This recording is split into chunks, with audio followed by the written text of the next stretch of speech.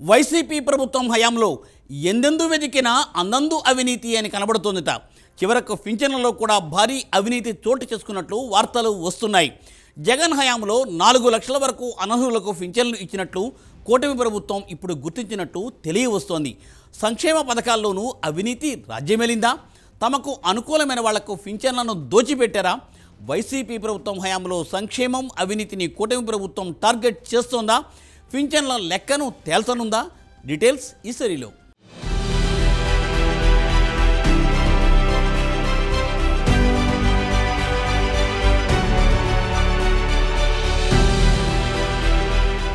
ఏపీలో గత వైసీపీ ప్రభుత్వంలో అన్ని శాఖల్లో కూడా విచ్చలవిడిగా అవినీతి చోటు చేసుకుందనేది కూటమి నేతలు చేస్తున్న ఆరోపణలు. ఇవి నిజమే అన్నట్లు నాటి అవినీతి బాగోతాలు ఒక్కొక్కటిగా బయటపడుతున్నాయి. తిరుపతి శ్రీవారి ప్రసాదంలో కల్తీ నెయ్యి వాడడం బయటపడడంతో సంచలనంగా మారిన సంగతి అందరికీ తెలిసిందే.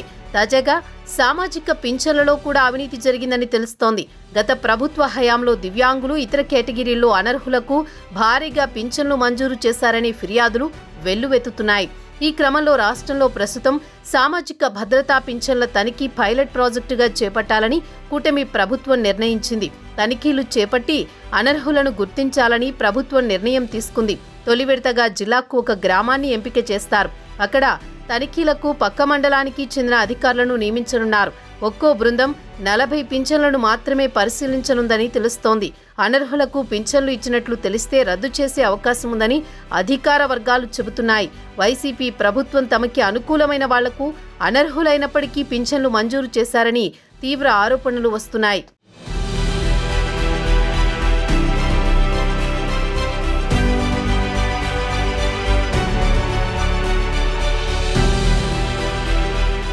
వైకల్యం లేనివారు సైతం దివ్యాంగ పెన్షన్ పొందారని, ఏ కళా తెలియని వారు కళాకారుల పింఛన్ అందుకున్నారని ఆరోపణలు వచ్చాయి. వైసీపీ పాలనలో ప్రభుత్వ సొమ్ము బొక్కేందుకు దారులన్నీ వెతికినట్లు తెలుస్తోంది.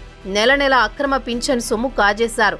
కొందరు అధికారులు అర్హత లేకపోయినా చేనేత వైకల్య ధృవీకరణ పత్రాలు ఇబ్బడి ముబ్బడిగా మంజూరు చేశారని, మరికొంతమంది అధికారులు చేతువాటం ప్రదర్శించి ధృవీకరణ పత్రాలు అందించినట్లు విమర్శలు వచ్చాయి.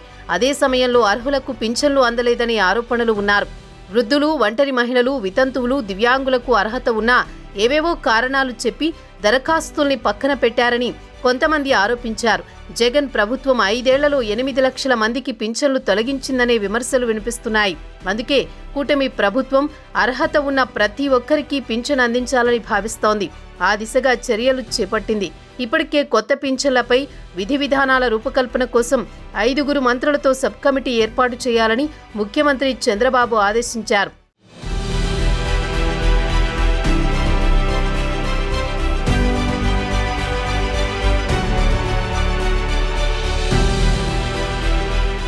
పింఛన్లపై సర్వే నిర్వహించి నిజమైన అర్హులను గుర్తించాలని ప్రభుత్వం భావిస్తోంది. దీనికి సంబంధించి ఆయా సచివాలయాల పరిధిలోని పింఛన్దారుల సంఖ్యను బట్టి ఎన్ని బృందాలను ఏర్పాటు చేయాలనేది నిర్ణయిస్తారు. ఈ బృందం లబ్ధిదారుల ఇళ్లకు వెళ్లి వివరాలు సేకరించి ప్రత్యేకంగా రూపొందించిన యాప్లో అప్లోడ్ చేస్తుంది.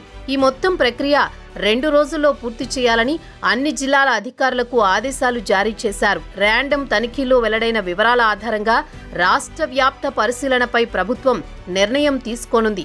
అర్హత లేకపోయినా సరే కొందరు పింఛన్లు తీసుకుంటున్నారని విమర్శలు రావడంతో ప్రభుత్వం దృష్టి సారించింది.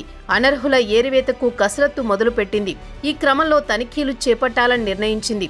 గత వైఎస్ఆర్సీపీ ప్రభుత్వ హయాంలో ఒంటరి మహిళలు, దివ్యాంగులు, చేనేతలు ఇలా అన్ని విభాగాల్లో స్థానికంగా ఉండే వైసీపీ నేతలు సిఫార్సులతో అనర్హులకు పింఛన్లు ఇచ్చారనే విమర్శలున్నాయి.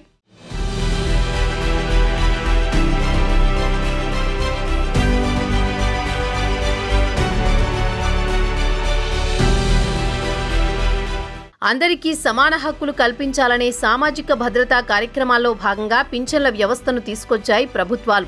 అర్హులైన వ్యక్తులు లేదా గృహాల గుర్తింపు దీనిలో ముఖ్యమైన అంశం. వృద్ధులు, వితంతువులకు సామాజిక భద్రతా పింఛన్లు ఇవ్వడం అవసరమని ప్రభుత్వాలు భావించాయి. భారతదేశంలోని అనేక ఇతర సంక్షేమ పథకాల మాదిరిగానే పింఛన్ల పేద కుటుంబాలకు మాత్రమే పరిమితం చేశారు. దారిద్ర్య రేఖకు దిగువన ఉన్న లబ్ధిదారులే అర్హులు.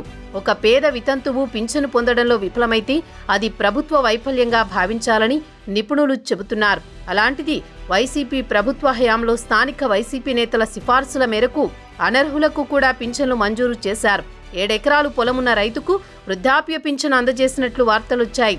వైసీపీ ప్రభుత్వ కాలంలో సంక్షేమ పథకాలే కాదు, పింఛన్లలో కూడా అవినీతి జరిగిందని గతంలో కూటమి నేతలు ఆరోపణలు చేశారు. దీంతో ఇప్పుడు దీనిపై తనిఖీ నిర్వహిస్తున్నారు. చూడాలి మరి ఏం జరుగుతుందో రాబోయే 2 రోజుల్లో.